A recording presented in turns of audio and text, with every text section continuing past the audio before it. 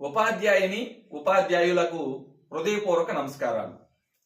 మన ఆంధ్రప్రదేశ్ ప్రభుత్వము రాష్ట్ర విద్యాశాఖ సమగ్ర శిక్ష ఆధ్వర్యంలో SIPs centre for innovations in public systems మరియు బాల్ రక్షా భారత్ వారి సహకారంతో అమలు చేస్తున్న అత్యంత ప్రతిష్టాత్మకమైన కార్యక్రమము లెర్నింగ్ ఇంప్రూవ్మెంట్ ప్రోగ్రామ్, అభ్యసనాభివృద్ధి కార్యక్రమం. బడి ఈడు పిల్లలు బడిలో ఉండడం చట్టం. బడిలో చేరిన పిల్లలు వయసుకు తగ్గ తరగతిలో ఉండడం ధర్మం. తరగతికి చెందిన సామర్థ్యాలు పిల్లలు కలిగి ఉండడం న్యాయం. కానీ పిల్లలకు తరగతికి చెందిన కనీస సామర్థ్యాలు లేకపోవడం వాస్తవం. ఈ సామర్థ్యాల సాధన కోసం కృషి చేయడం మన కర్తవ్యం. ఈ సామర్థ్యాల సాధనలో ఉపాధ్యాయులకు సహాయపడే కార్యక్రమమే అభ్యసనాభివృద్ధి కార్యక్రమము లేదా లెర్నింగ్ ఇంప్రూవ్మెంట్ ప్రోగ్రామ్. దీనిని మనము LIPగా వ్యవహరించడం జరుగుతుంది. ఇప్పుడు మనం లెర్నింగ్ ఇంప్రూవ్మెంట్ ప్రోగ్రామ్ అభ్యసనాభివృద్ధి కార్యక్రమానికి సంబంధించి ప్రధానంగా 4 అంశాలను చర్చించుకుందాం. 1, ప్రస్తుత పరిస్థితి విశ్లేషణ, ప్రెజెంట్ స్టేటస్ అనాలిసిస్. 2, అభ్యసనాభివృద్ధి కార్యక్రమము అంటే ఏమిటి, what is learning improvement program. 3, అభ్యసనాభివృద్ధి కార్యక్రమం యొక్క లక్ష్యాలు, what are the objectives of learning improvement program. 4, అభ్యసనాభివృద్ధి కార్యక్రమము వ్యూహాలు, లెర్నింగ్ ఇంప్రూవ్మెంట్ ప్రోగ్రామ్ స్ట్రాటజీస్. మొదటిగా ప్రస్తుత పరిస్థితి విశ్లేషణ, ప్రెజెంట్ స్టేటస్ అనాలిసిస్ ను గురించి చర్చించుకుందాం. అసలు ప్రెజెంట్ స్టేటస్ ని మనం విశ్లేషణ చేయాలి అంటే మొదటగా మన యొక్క విద్యా వ్యవస్థలో మన విద్యార్థుల యొక్క సామర్థ్యాల స్థాయిలు ఏ విధంగా ఉన్నాయో మనం ప్రధానంగా చర్చించుకోవాలి. దీని కొరకు మనం ప్రధానంగా NCERT వారు 2017వ సంవత్సరంలోను 2021వ సంవత్సరంలోను నిర్వహించిన నేషనల్ అచీవ్మెంట్ సర్వే యొక్క రిపోర్ట్ ని మనం ఒకసారిగా మనం విశ్లేషణ చేసుకోవాలి. అదేవిధంగా తరువాత కాలంలో ఏంటంటే మనకి ప్రథమ సంస్థ వారు నిర్వహించిన అసర్ సర్వే యొక్క రిపోర్ట్ ని కూడా మనం పరిశీలించినట్లయితే ప్రధానంగా కొన్ని అంశాలు మనకి తేటతల్లమవుతున్నాయి. అందులో మొదటిగా మన విద్యార్థులు ఎక్కువ మంది ఆంగ్లములోను తెలుగులోను ధారాళంగా చదవలేకపోతున్నారు, చదివిన దానిని అర్థం చేసుకోలేకపోతున్నారు, అక్షర దోషాలు లేకుండా రాయలేకపోతున్నారు, గణితములో చతుర్విధ ప్రక్రియలను చేయలేకపోతున్నారు. అంతేకాకుండా తరగతికి తగ్గ అభ్యసన సామర్థ్యాలను సాధించలేకపోతున్నారు, subject specific class specific learning outcomes ని సాధించలేకపోతున్నారు. ఈ అంశాలు అనేవి మనకి ప్రధానంగా నాసు ఎసెర్ రిపోర్ట్ వలన మనకి క్లియర్ కట్ గా తెలియడం జరుగుతుంది. అయితే ఇప్పుడు మీరు ఒక్కసారిగా స్క్రీన్ పైన 2021 నాస్ కు సంబంధించిన ఒక రిపోర్ట్ కి సంబంధించిన ఒక బార్ గ్రాఫ్ అనేది స్క్రీన్ పైన మీకు కనిపిస్తుంది. ఒకసారిగా అబ్జర్వ్ చేస్తే ఈ గ్రాఫ్ అనేది మనకి వివిధ సబ్జెక్టులలో మనకి నేషనల్ యావరేజ్, మన ఆంధ్రప్రదేశ్ స్టేట్ యావరేజ్ ని మనకి ప్రధానంగా చూపడం జరుగుతుంది. అందులో మన సాంఘిక శాస్త్రానికి సంబంధించిన పెర్ఫార్మెన్స్ అనేది మన యొక్క విద్యార్థుల యొక్క సాంఘిక శాస్త్రంలో విద్యార్థుల యొక్క పెర్ఫార్మెన్స్ అనేది మనం ఒకసారిగా సామర్థ్యాల స్థాయిలు అనేవి ఒకసారిగా మనం తీసుకున్నట్లయితే నేషనల్ యావరేజ్ అనేది 39% ఉంటే, అంటే సాంఘిక శాస్త్రంలో తరగతికి తగ్గట్టుగా సామర్థ్యాలు కలిగి ఉన్న వారి యొక్క శాతము 39% అయితే మన ఆంధ్రప్రదేశ్ లో ఆ శాతము అనేది 35% గా ఉంది. అంటే నేషనల్ యావరేజ్ తో పోలిస్తే మన యొక్క స్టేట్ యావరేజ్ అనేది తక్కువగా ఉంది. అదే విధంగా మనము ఇప్పుడు మీకు స్క్రీన్ పైన ఇంకొక పట్టిక కనిపిస్తుంది. ఆ పట్టికను ఒక్కసారిగా మనం పరిశీలించినట్లయితే ఇది విద్యార్థుల యొక్క వివిధ సబ్జెక్టులలో విద్యార్థుల యొక్క ప్రొఫిషియన్సీ లెవెల్ ని తెలియజేయడం జరుగుతుంది. అందులో మనకి మన సాంఘిక శాస్త్రం విషయానికి వచ్చేసరికి బేసిక్, బిలో బేసిక్ ప్రొఫిషియన్సీ మాత్రమే ఉన్న వాళ్ళు 90% ఉన్నారు. Basic, below basic. అదే ప్రొఫిషియన్సీ ఎక్కువగా ఉన్న వాళ్ళు, ఇంకా అడ్వాన్స్డ్ గా ఉన్న వాళ్ళు కేవలం 10 నుంచి 11% మాత్రమే ఉన్నారు. అంటే ఇక్కడ కూడా మనకి విద్యార్థుల యొక్క స్థాయిలు అనేవి, ప్రొఫిషియన్సీ స్థాయి అనేది చాలా తక్కువగా ఉన్నట్టు క్లియర్ కట్ గా ఈ పట్టిక అనేది మనకి తెలియజేయడం జరుగుతుంది. అదే విధంగా మనం తీసుకున్నట్లయితే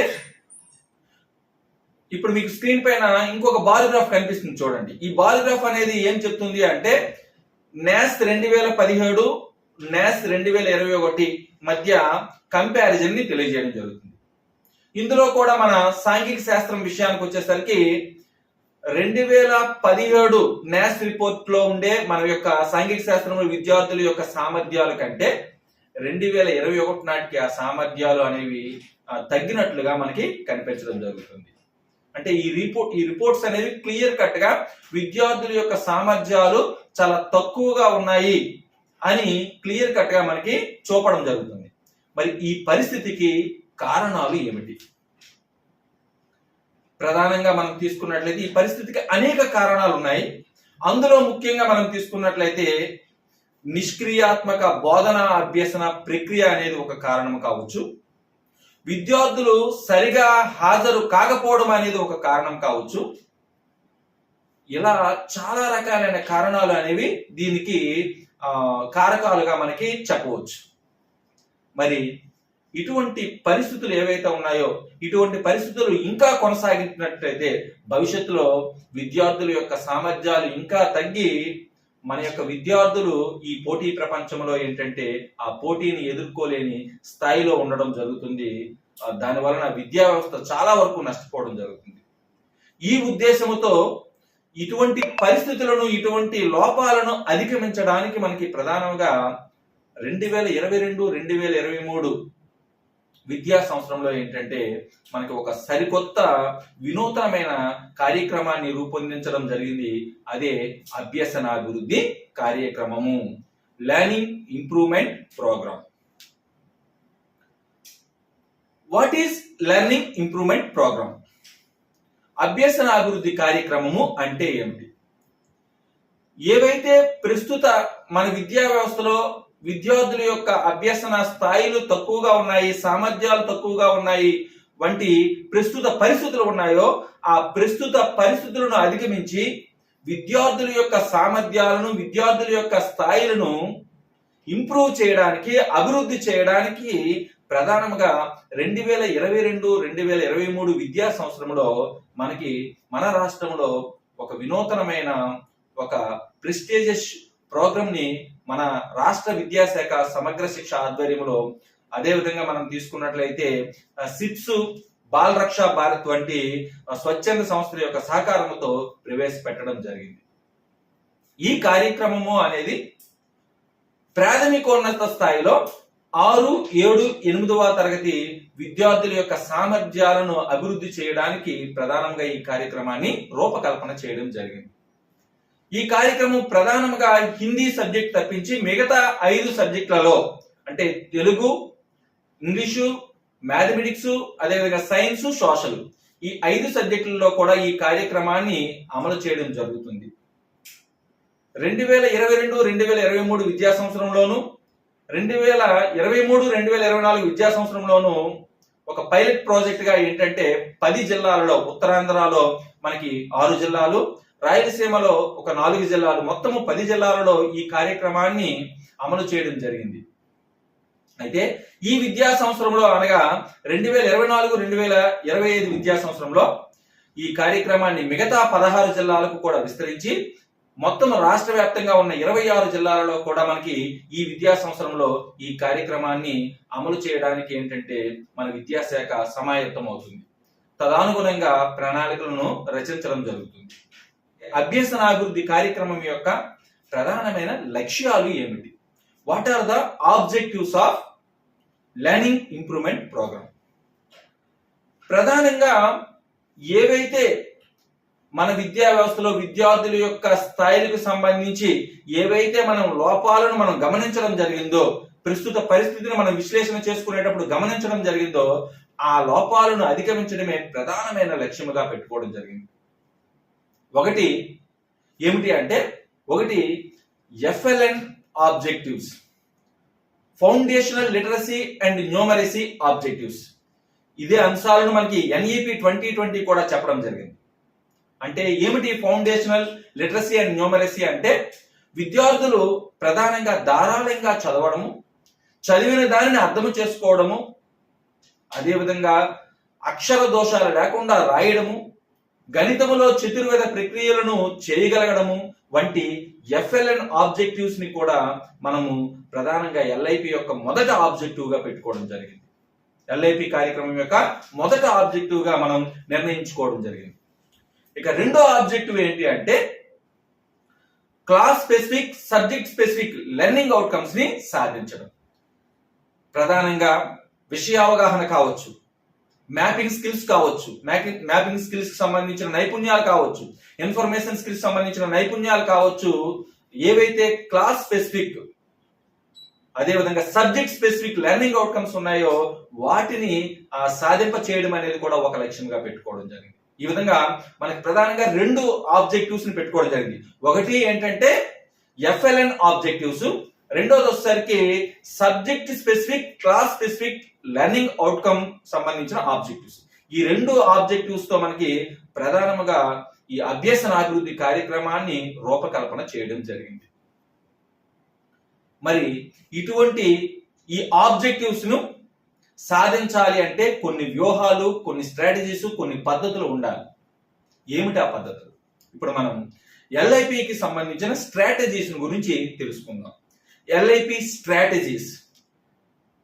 ఈ ఎల్ఐపి కార్యక్రమంలో ప్రధానముగా ఉపయోగిస్తున్న వ్యూహం ఏమిటి అంటే నెంబర్ 1 ప్రాక్టీస్ పీరియడ్. ఇంతవరకు కూడా మన బోధన అభ్యసన ప్రక్రియలో కేవలము బోధన చేయడానికి మాత్రమే ప్రధానంగా చోటు ఉండేది. ఇప్పుడు ఈ కార్యక్రమం ద్వారా బోధనతో పాటు అభ్యాసం చేయడానికి కూడా అవకాశం కల్పించడం జరిగింది. అందుకనే ప్రతి టీచింగ్ పీరియడ్ తర్వాత కూడా ఒక ప్రాక్టీస్ పీరియడ్ ని మనం నిర్వహించుకోవడం అనేది ఈ కార్యక్రమం యొక్క మొట్టమొదట అతి ముఖ్యమైన స్ట్రాటజీగా మనం తీసుకోవడం జరిగింది. So every teaching period follows practice period. So that is the first strategy.